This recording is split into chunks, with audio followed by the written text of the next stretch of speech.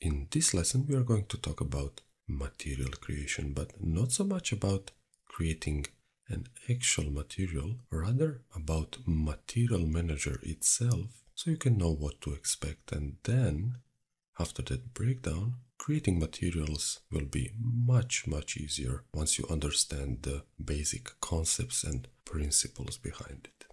So let's create that material, and we can do that by going here under shader, and unfortunately the screen is cut off, so I will rather use this material command, which is exactly the same, but I really want you to see what I'm doing. So by hitting this guy, we will get a new material with the default name. So let's double click on it, and let me explain you how things work in this material editor or manager. So here on this menu we have some commands which are really useful. So for example, under create, you can create a new material or create a standard type of material, and the naming convention can be a little bit daunting, but let me do a simple breakdown. So this diffuse material would really correspond to simple material in terms of that it just has a color and some sort of roughness to it. So in other words, it's not really transparent or reflective or something like that. So emitter is actually a light, which we will talk about in later lessons, and this dielectric is actually a transparent material. This metal and plastic are really self-explanatory, so no need for explaining that. And here this is related to some Maxwell specific options. We will talk about this later also. And this wizard is actually a preset system where you can choose from some specific type of materials, and let's say that these SSS are really subsurface scattering materials, or in plain English that would mean translucent materials. Also, what is worth mentioning is this AGS, which stands for architectural glass, because glass is really computationally intensive, and this is a glass which really looks good, but it takes a fraction of computing time, and it's mainly used in architectural visualizations. Okay, so I hope that makes sense. The rest of Material Editor is really divided in three main parts. The first part is, let's actually visualize that, this preview window, which is pretty much the same as a fire window, as you can see, due to icons. The second is this layers window, and this guy, which currently contains a scary amount of parameters, is actually the attribute manager of whatever is selected here. So if I choose a layer, things will change here, and it will show settings corresponding to that layer. Same works for this Maxwell material. Settings will change. Now I want you to disregard everything here in this attribute menu, so I can really show you the concept here. You can have just this layer and BSDF in this window. You can have as many BSDFs as a child of a layer, and you can have as many layers as a child of this Maxwell material. Now, this BSDF stands for Bi-Directional Scattering Distribution Function, and that is really geeky, and there is absolutely no reason for you to know that, but if you will ever wonder, that is what it means. In common English, it's actually a component of a complete material which carries its specifics. So for example, you can set a color and so on and so forth, and this layer is a parent of that component, and all that combined, regardless of how many layers you have, or these BSDF components, create a single Maxwell material. Now this can be a little bit abstract, but consider this. If you take a look at your keyboard, you will see it is comprised of many parts. So let's say that each and every of these parameter is a key, but on the keyboard there are also chunks of keys. So you have, for example, numeric part, which contains only numbers, and it's positioned all the way to the right. So let's say that this is that guy here. So let's actually rename this, and you can do that by double clicking, and let's put here numeric. So we will use a keyboard analogy, and this layer contains a little bit more information, and it's let's say a bigger brother of this numeric, and in keyboard that would be a part with the letters. So of course the complete system or material or a container would be a keyboard. Okay, I hope that makes sense. So Maxwell material is made of little components in terms of layers and these BSDFs. Now what is important to understand is that you can add BSDFs by right-clicking on the layers. So you can add another component and you can stack them as many as you want, and you can mix them by using this weight value here.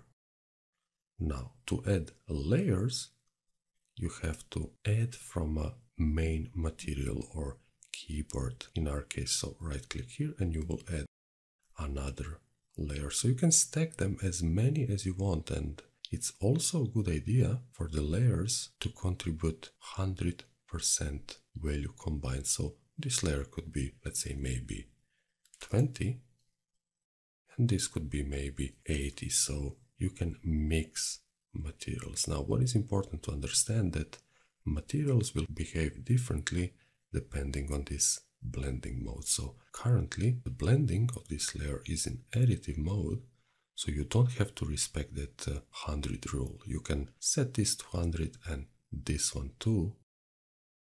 But when you are using normal mode, I strongly suggest you make sure that overall sum of all layers equals 100. Okay, I hope that makes sense. So let's actually delete this guy. We don't need it, and these guys here. Now here are some things that I believe that are really important to mention, and this is this global bump. So let's say that you have 10 layers with a few of BSDF components, and you want to load a single bump map to all those guys. So this is a global bump setting, and wherever you see this little icon here, you can click on it and you will get a texture manager, and of course you can load the desired image, and Maxwell supports almost anything you can imagine in terms of image formats, and here are some texture related settings like tiling, offset, and some image controls, so you can maybe give that image a little bit more contrast or brightness or something like that. So really simple stuff. Let's close this. Now I wanted to mention this target SL, so this sampling level, which is exactly the same as in Fire Render, this guy.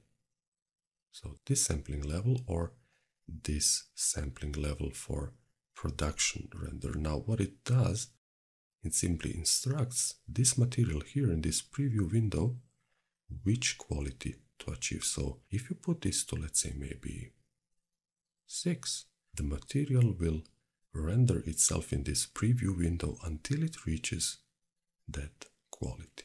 Here under this scene, you can choose which preview scene you will use for your material.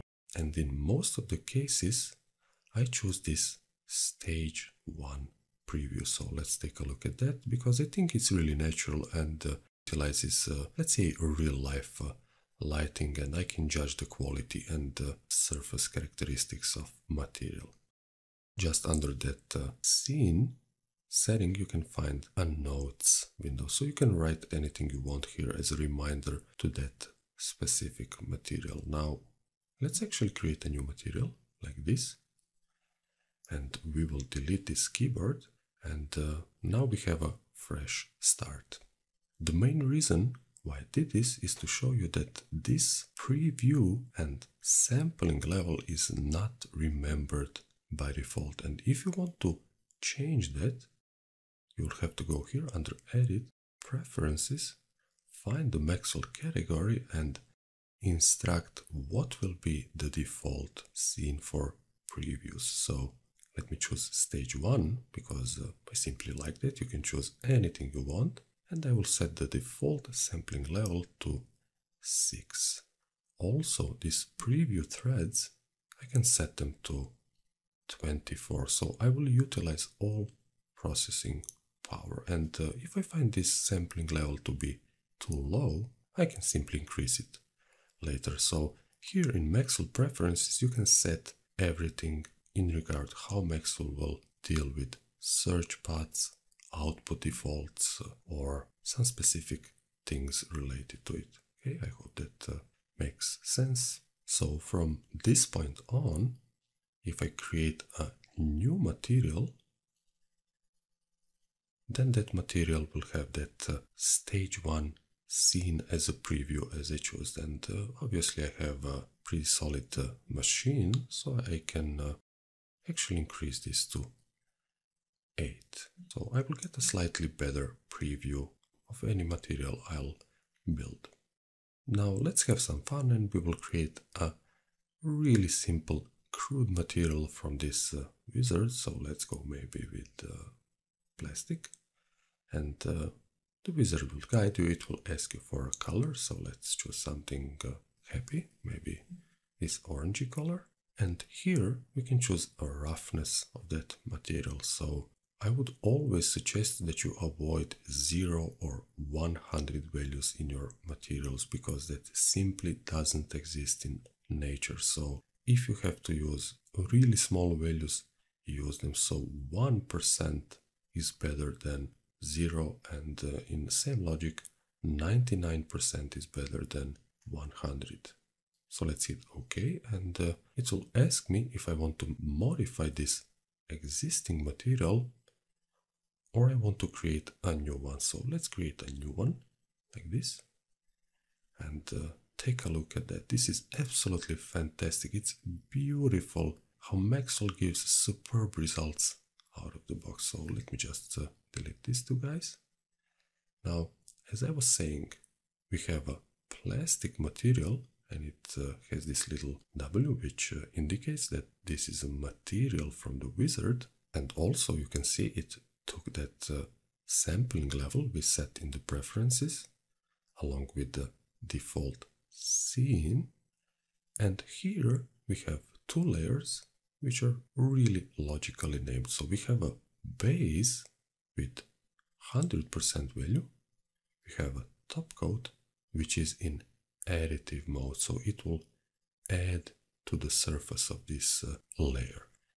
This base layer has BSDF component, which obviously contains color and very high roughness value, and I will show you in the next lesson what this roughness means. And on contrary, that top coat layer has BSDF component which has really low roughness, and it has these color values set to black. Now this can be a little bit abstract, but in the next lesson I will guide you step by step through this BSDF material creation process. So we will actually start building our materials and explain as we go along. Now let's just close this, and I will apply this just for fun because I want to see how this material looks on this stages. So we will enable fire render, and let's scale this window just a little bit and see what do we have.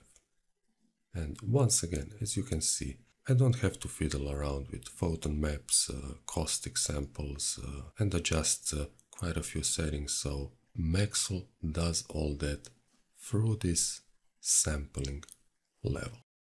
And as you can see, it gives really good believable results out of the box, and it's rendering just for half a minute, and you can see that it's not slow at all. Okay, so let's now dive in. In our next lesson we will talk about material creation.